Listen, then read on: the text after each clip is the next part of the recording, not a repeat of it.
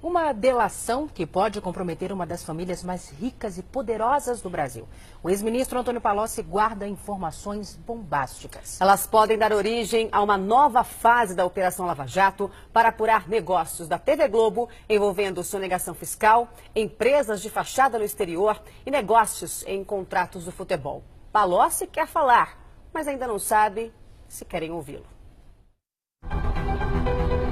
No escândalo que chacoalhou a política brasileira, uma delação causa pesadelo nos poderosos. O homem que comandou a economia quer contar tudo à Lava Jato. Ministro da Fazenda, deputado federal, chefe da Casa Civil. Antônio Palocci conhece como ninguém os bastidores dos negócios e das negociadas. Mas ele será autorizado a contar tudo? Porque a maior empresa de comunicação do Brasil, a Globo, teme a delação de Palocci? Uma notícia recente fez o império estremecer.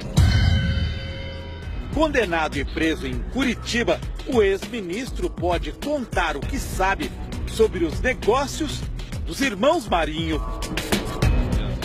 Num depoimento ao juiz Sérgio Moro, em abril deste ano, Palocci insinuou que poderia comprometer uma grande empresa de comunicação que no passado esteve próxima de falir.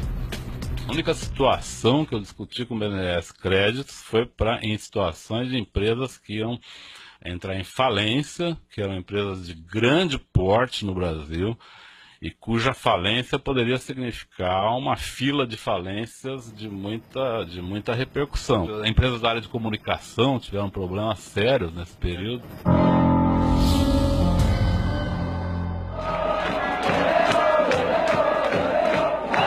Copa do Mundo de 2002. Os brasileiros vibram com o título na Coreia e no Japão. A cada 4 anos, bilhões de reais ingressam nos cofres da Globo por causa do Mundial. São quase 50 anos de parceria da emissora com a FIFA. O torcedor desconhece os bastidores. Por causa de maus negócios, a Globo quase quebrou no início dos anos 2000 e montou um esquema para comprar as transmissões. Segundo estes documentos da Receita Federal, naquele período em que quase faliu, a Globo conseguiu comprar os direitos de transmissão da Copa do Mundo sem pagar impostos no Brasil. Uma operação fraudulenta escondida atrás de uma empresa de nome Empire, Império em inglês. A investigação da Receita Federal só começou em 2005.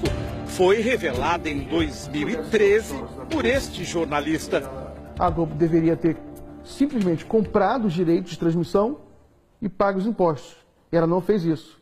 Ela criou uma série de empresas para que uma dessas empresas herdasse os direitos e esses direitos passassem para a Globo como que por osmose, assim, sem que houvesse o ato de comprar os direitos diretamente pela Globo sem pagar os impostos. Vamos entender como tudo isso aconteceu.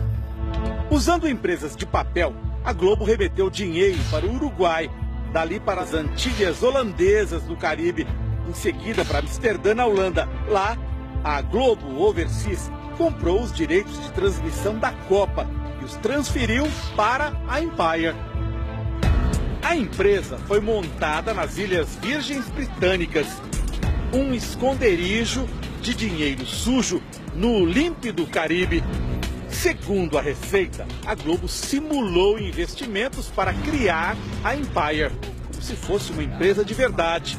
Mas era só fachada, funcionando neste endereço em Tortola, a capital das Ilhas Virgens. Assim que a Empire ficou com os direitos da Copa, ela foi dissolvida e seus bens transferidos para a Globo. Com essa manobra, a família Marinho deixou de pagar mais de 170 milhões de reais em impostos no Brasil. Então é no mínimo infantil uma empresa achar que pelo fato dela abrir uma conta corrente no exterior ou uma filial, ela escapa do cumprimento de obrigações acessórias, do cumprimento do pagamento do imposto de renda, do PIS/COFINS, do CID. Eu faço uma coisa que é tão óbvia, que é tão ingênua, tão infantil, porque eu tenho certeza absoluta que eu não vou ser pego. A Receita Federal acusou a Globo de simulação. Multou a empresa em 150% do valor do imposto sonegado. Pretendia processar um dos donos da emissora, José Roberto Marinho, por crime contra a ordem tributária. Quando a denúncia veio à tona, o valor devido pela família Marinho aos cofres do governo brasileiro, com multa e juros, já passava dos 600 milhões de reais. Foi então que aconteceu um episódio de cinema. Uma funcionária da Receita do Rio de Janeiro, Cristina Mares Ribeiro, que estava em férias, furtou o processo. Foi na véspera dele ser remetido ao Ministério Público Federal. Um dos donos da Globo corria o risco de ser processado criminalmente por omitir informação ou prestar declaração falsa às autoridades fazendárias. Isso beneficiou muito a Globo, porque ao não chegar no Ministério Público, não se torna uma investigação de ordem criminal, o que poderia ser um constrangimento muito grande para a família Marinho. Inclusive, constrangimento de ordem política, afinal são figuras públicas que detêm uma influência política determinante no cenário brasileiro, né, na conjuntura política brasileira. Então eles escaparam dessa. A mulher que cometeu o furto foi condenada a 4 anos e 11 meses de prisão, mas passou menos de uma semana na cadeia até receber um habeas corpus do Supremo Tribunal Federal. Hoje, ela responde ao processo em liberdade. Fomos ao luxuoso prédio em que ela mora, na Avenida Atlântica, no Rio de Janeiro, de frente para o mar. Mas ficamos sem resposta. Ela não está aqui, não. Não está? Ah, então nem adianta. Faz tempo que ela sumiu, eu não tenho mais visto. Quem teria interesse em sumir com o processo da Globo?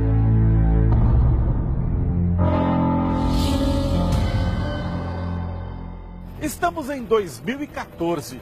A dívida da Globo com a Receita Federal já tem quase 10 anos acumulando juros, correção monetária e multas. A empresa decide tirar proveito de uma lei que entra em vigor, a 12.996. No papel, o objetivo era incentivar a inovação na produção de automóveis. Mas, lá no meio, a oferta de um negócio de pai para filho aos grandes devedores do Brasil.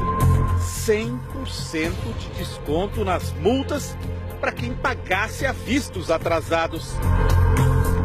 Se o fisco lança uma regra, ele nunca lança para um contribuinte. Ele lança para alguns contribuintes. A pergunta é, quantos contribuintes se encaixariam nesse formato? Esse formato é um formato para 10 contribuintes, 5 contribuintes, 1 contribuinte? Então, parece que é um refis desenhado para aquele contribuinte, né? Refis é um programa para parcelar dívidas antigas. Foi a lei entrar em vigor e a Globo tirou proveito para limpar seu nome. Com 10 anos de atraso, pagou mais de R$1 bilhão, mas deixou de pagar outro bilhão em multas. Dinheiro que daria, por exemplo, para sanar a profunda crise dos hospitais públicos do Rio de Janeiro. Ou construir 212 escolas com 100 mil vagas para estudantes em São Paulo. Perguntas que só uma investigação oficial poderá responder. A Globo fez pressão a favor da lei. Palocci, que já não era ministro, colaborou nos bastidores do governo.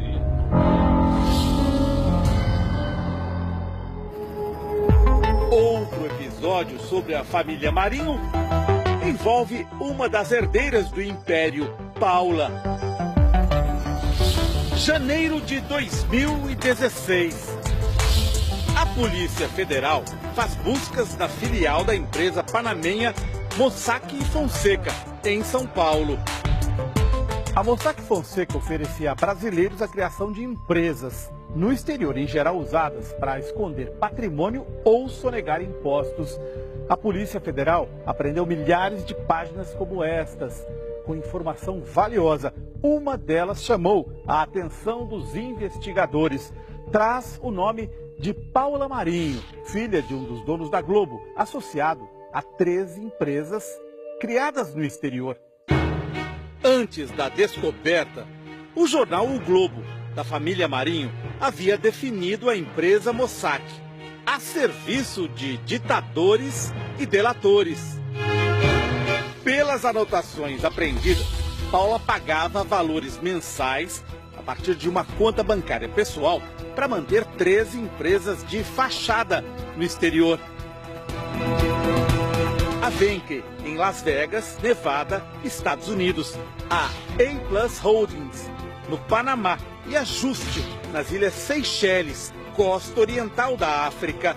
Eram empresas ligadas aos negócios de Paula Marinho e do então marido dela, Alexandre. Sem concorrência pública, nos anos 90, o casal conseguiu a concessão do estádio de remo da Lagoa Rodrigo de Freitas. Numa das renovações do contrato, Paula assina como fiadora do marido. Nos últimos 20 anos, o estádio recebeu grandes investimentos de dinheiro público por conta dos Jogos Pan-Americanos e das Olimpíadas. Tornou-se um lucrativo centro de lazer, com restaurantes e cinemas, num dos cartões postais do Rio de Janeiro.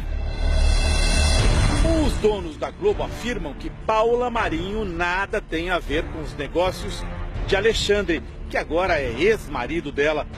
Se é assim, por que a herdeira da Globo sustentava 13 empresas de fachada no exterior? Além disso, descobrimos que João Roberto Marinho, a filha Paula e o genro Alexandre compartilhavam um endereço no Rio de Janeiro para a correspondência de suas empresas. Empresa Vaincre LLC. Fica aqui, por favor. No sexto andar. 610, não tem? Tem, mas esse apartamento tem mais de anos que mora. Nos documentos relacionados aos negócios da herdeira da Globo, Paula Marinho, e do marido dela, um nome se destaca. Lúcia Cortes Pinto aparece como diretora de uma das empresas de fachada no exterior e também num negócio envolvendo um helicóptero. Fomos ao bairro em que Lúcia mora, no Rio de Janeiro. Queríamos perguntar se ela é usada como laranja por Alexandre, Paula ou pela Globo. Laranja, no submundo dos negócios, é quando uma pessoa empresta o nome para uma operação ilegal. Nosso produtor não conseguiu localizar Lúcia. Está na rua. Ah, ela não está. Sabe que horas que ela volta? Sei não.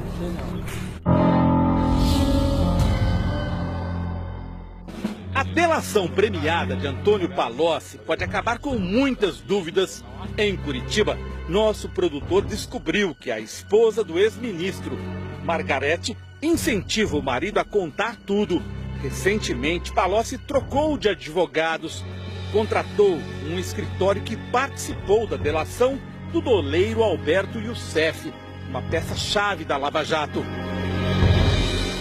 A notícia de que a delação de Palocci pode comprometer a Globo ganhou força. Segundo o jornalista e blogueiro Reinaldo Azevedo, Palocci pretende contar tudo o que sabe. Mas o jornal Valor Econômico noticiou que a delação não deve sair com a manchete: Palocci descumpre promessa, delação fica improvável. De acordo com o texto, o ex-ministro prometeu muito e entregou quase nada. Só que o jornal que diz isso é de propriedade dos irmãos Marinho.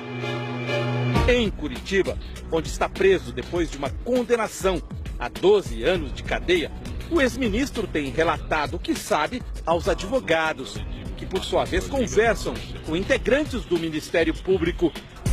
Segundo fontes do Domingo Espetacular, A Polícia Federal teria sido retirada do circuito pela Procuradoria-Geral da República. Integrantes da força-tarefa da Lava Jato denunciam pressões para não aceitar a delação de Palocci sobre a Globo. O Domingo Espetacular fez várias perguntas à TV Globo, mas não houve resposta. E os brasileiros também correm o risco de ficar apenas com as perguntas. Por que os procuradores rejeitaram a primeira tentativa de Palocci de falar sobre a Globo? Quais são os interesses de quem protege a família mais poderosa do Brasil? Você acha que a Globo tem poder de influenciar se uma pessoa vai delatar ou não no Brasil hoje? Tem. Eu acho que a Globo tem. Eu acho que a Globo tem. Ela criou, ao longo da sua história, e principalmente nos últimos 30 anos, mais ou menos, com a televisão, já vinha com jornal, com rádio, mas com a televisão principalmente, um poder que muitas vezes se coloca no mesmo nível, até além dos poderes da República. A pressão dela é muito grande.